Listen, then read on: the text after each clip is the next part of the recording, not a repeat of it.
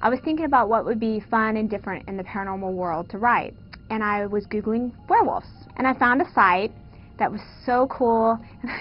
They actually were addressing werewolves and lichens as if they were real, and what to do if you became infected by a werewolf or a lichen. Immediately you had to find the alpha werewolf, or the lichen of the pack, and you had to kill the alpha. And I thought, oh my God, that's so cool. I could come up with a whole book idea just based on the concept of an alpha lichen.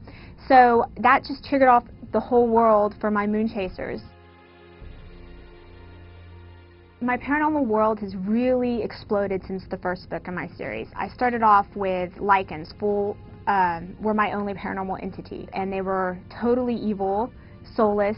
Every full moon they will turn and shift and feed, and there's nothing that can stop them during that time. Then I started playing with the idea, well, it would be nice to have some lichens that had a soul and struggle with this, and what do they do during those 3-4 days of the full moon to fight their evil side.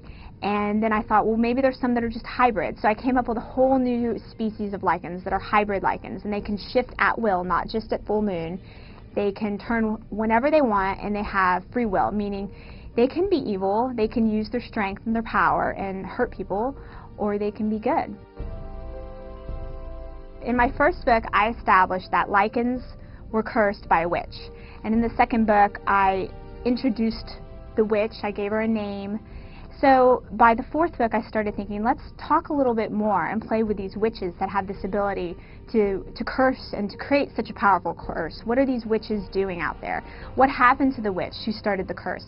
What happened to the very first cursed lichen? So you're going to see all of this come out in current and future books in the Moon Chaser series. Full-blooded lichens, hybrid lichens, and even demons are going to come into play.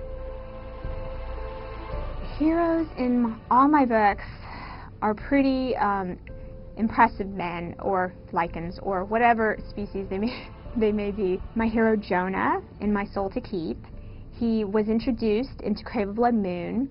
He is a Dove Natu, which is what I call my hybrid lichens. So he's a half-breed lichen.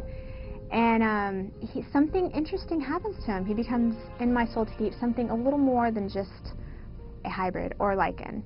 A new ability is introduced, so I'm excited to see what readers think when they meet him.